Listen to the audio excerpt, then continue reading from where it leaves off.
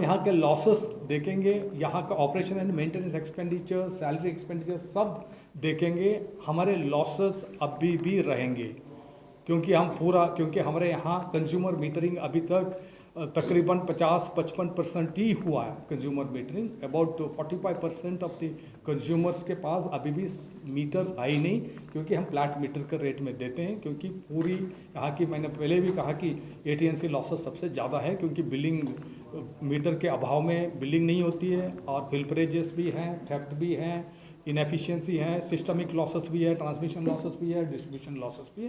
पूरा मिला के 50% लॉस होता है। मैं पावर परचेस कॉस्ट के ऊपर थोड़ा आपका ध्यान आकर्षण करना चाहता हूँ। पावर परचेस कॉस्ट पिछले वित्तीय वर्ष में 9,886 करोड़ 9,886 करोड़ का पावर हमने खरीदा था पिछले वित्तीय वर्ष में, और इस साल भी तकरीबन उतना ही हमें लगेगा। हम उसको क्योंकि थोड़ा सा हम रैशनलाइज किया पावर प्रोक्योरमेंट को, उस वजह से कॉस्ट क्योंकि लगातार वो बढ़ रहा था, उसके ऊपर हमने अंकुश लगाया। क्योंकि इस बार हमारा अनुमान है कि पिछले साल से बढ़ने के हम नहीं देंगे, क्योंकि उसका रैशनलाइज करके प्रॉपर एफिशिएंट मैनेजमेंट करके हम उसको है ना रेस्ट्रिक्ट कर।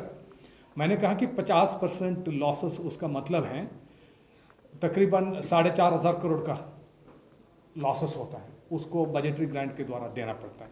जो JERC ने टैरिफ आज जो डिक्लेयर किए हैं, हमारी ज़रूरत उससे काफ़ी ज़्यादा है, क्योंकि टैरिफ के द्वारा हमारे रेवेन्यू की ज़रूरत, मैं कहता हूँ रेवेन्यू की ज़रूरत काफ़ी है, मगर हम कंज्यूमर को टैरिफ शॉक नहीं दे सकते। कंज्यूमर के ऊपर एक भार हम ज़्यादा नहीं लगा सकते।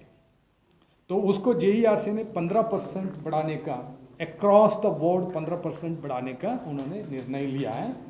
और उसके साथ ये जो फिक्सेड चार्जेस हैं उसमें कोई बढ़ोतरी नहीं होगी, मगर सरकार ने सारे फैक्टर्स को, सारे स्थिति को ध्यान में रखते हुए ये जो 15% JERC का रिकमेंडेशन जो है बढ़ाने का, उसको नलीफाई किया है।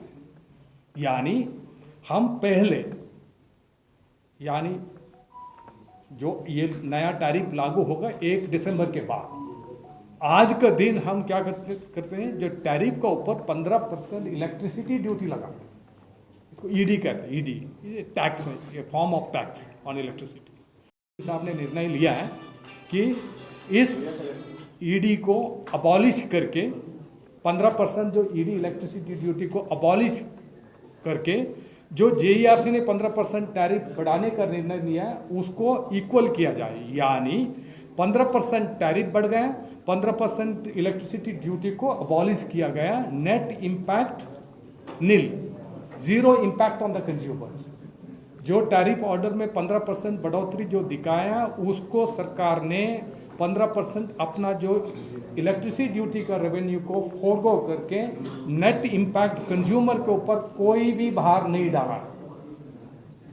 मैं आप लोगों से, सब लोगों से अनुरोध करता हूं, क्योंकि इस मैसेज को आप सभी पब्लिक को सही ढंग से पहुंचाइएगा, क्योंकि ऐसे एक मिस इन्फॉर्मेशन ना फैलाया जाए कि सरकार ने 15% इलेक्ट्रिसिटी चार्जेस को बढ़ाया सिर्फ पेपर पर। जो कंज्यूमर से पहले लेते थे, आज का दिन लेते हैं, उतना ही लेंगे। जब 1 दिसंबर के बाद उतना ही लेंगे। There is no actual increase in the collection from the consumer, यही है। और जो फ्लैट मीटर्स हैं, फ्लैट मीटर जहाँ जो मीटर्स ही नहीं है, उनको एक फ्लैट रेट, मीटर्स तो है नहीं, फ्लैट रेट लिया जाता है। हम चाहते हैं, सरकार चाहती है कि लोग मीटर को लगाएं, अपने एक्चुअल कंजम्पशन जो है उसी के हिसाब से चार्जेस दे।